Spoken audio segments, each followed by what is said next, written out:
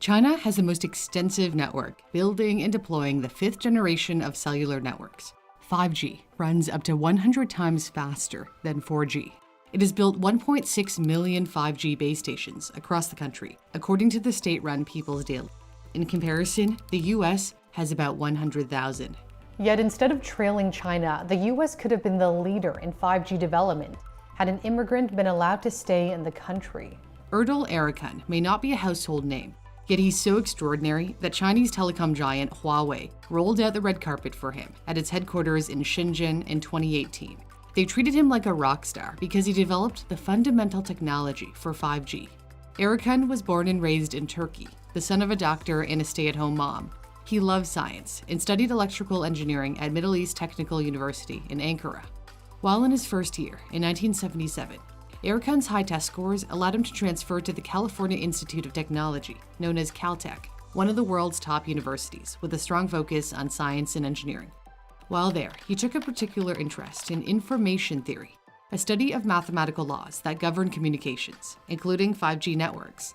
Information theory was developed a few decades earlier by the brilliant mathematician Claude Shannon at AT&T's research arm, Bell Labs. His ideas laid the groundwork for the digital revolution. He made the internet possible. In 1948, Shannon published a mathematical theory that showed how to transmit messages accurately at the fastest speed possible. Say Scott wants to send a message to Sarah. A transmitter encodes information into a signal, which is corrupted by noise, and then decoded by the receiver. Shannon's theory showed how to calculate the maximum rate at which messages can be sent with 0 errors to ensure that the message Scott sent is the same one Sarah received. According to Shannon, every communications channel has a speed limit for transmitting information reliably, referred to as the Shannon limit. However, Shannon did not provide a technique for constructing the code to achieve the fastest rate possible or make it clear how to compile such code. That's where Erkan came in. After graduating from Caltech, he took his interest in Shannon's theory to MIT for his grad studies. His mentor there, Professor Robert Gallagher, was a renowned pioneer in information theory who came close to the Shannon limit, but never reached it. Erkan would throw himself into this work for the next 20 years, trying to attain what no one had yet been able to do. After finishing his doctoral thesis in 1986, he briefly served as an assistant professor at the University of Illinois at Urbana-Champaign. However, he was reportedly unable to obtain a permanent academic post in the US or funding to continue his work on information theory. And as a foreign citizen, he had to find an American employer interested in supporting him in order to remain in the country, but he failed to do so and had no choice but to return to Turkey. He once told Wired, the reason scientists and engineers in the US don't spend decades working on the same problem is, quote, because they wouldn't be able to get tenure. They wouldn't be able to get research funding.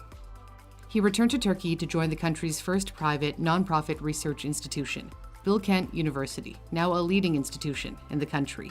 He established its engineering school and gave lectures and published papers. But the Shannon limit kept nagging at him. How do you transmit messages accurately at the fastest possible speed? Messages that you send, letters and emojis, are converted into a string of ones and zeros called bits. The problem is, noise can distort the message, so redundancies are required to make sure the correct message is received. Redundancies ensure that if an error does creep in, you can still be sure of the correct string and what the original message intended to say. However, there is a trade-off. The more redundancies you add, the slower the transmission rate. So how do you get around that problem? After working on it for over 2 decades, Erkan had a eureka moment in late 2005. His solution was to make a copy of the channel and transfer the noise from one channel to the other, so you're left with one very noisy channel and the other that's much cleaner. The noise-free channel could in theory reach the Shannon limit. He dubbed his discovery polar codes, in reference to banishing noise to the North Pole so that there was clear communication at the South Pole. He continued to tinker with his discovery, and in 2009, he published his findings in the field's top scientific journal, to much fanfare. Erkan tried to sell the idea of polar codes to both Qualcomm and Seagate, but they declined. No American company was interested in his ideas. He blamed himself for not being a good enough salesperson, telling Wired, "I was an academic who did not know how to promote an idea. Perhaps I did not believe in the idea that strongly myself." But one company did believe in the idea very strongly. The head honchos at Huawei saw the potential of polar codes. They believed it was the breakthrough needed to leap from 4G networks to 5G. Polar codes are considered a direct challenge to the American-developed coding method LDPC and are believed to be superior to it. The Chinese company bet big on polar codes, investing hundreds of millions of dollars to build on Erican's work. In fact, when Canadian tech giant Nortel went under, Huawei poached its top researcher who grew up in China. Wen Tong would head Huawei's R&D division on 5G.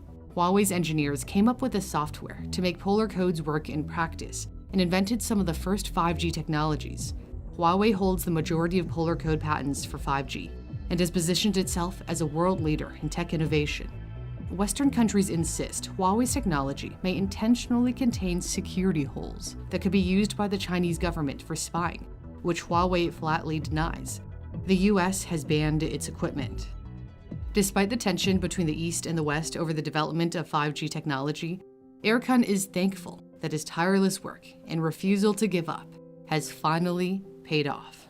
As engineers, there is no greater reward than seeing our ideas turn into reality. Engineers like Erican are shaping the world of tomorrow. If you'd like to hone your STEM skills so you can build a product that can impact a tremendous number of people, Brilliant is a great way to brush up on your science, technology, engineering, and math skills. Their courses are super interactive. I know my viewers love the Computer Science Fundamentals course, which helps strengthen your knowledge of core computer science concepts, and no coding is required. You can solve puzzles with science through their scientific thinking course, start your algebra journey with an introduction to variables and equations, or see fractions, percentages, and ratios in everyday contexts with their everyday math course. There's something for everyone, no matter your experience level, whether you're a student or you're working and want to brush up on what you already know. There are no tests, and if you ever get stuck, you can view the explanation for more. Brilliant is free for you to try out if you head to the custom link in my description or pinned comment, brilliant.org/newsthink. The first 200 people to click my link will get 20% off the annual premium subscription, which gives you unlimited access to all of their offerings. Thanks for watching. For Newsthink, I'm Cindy Palm.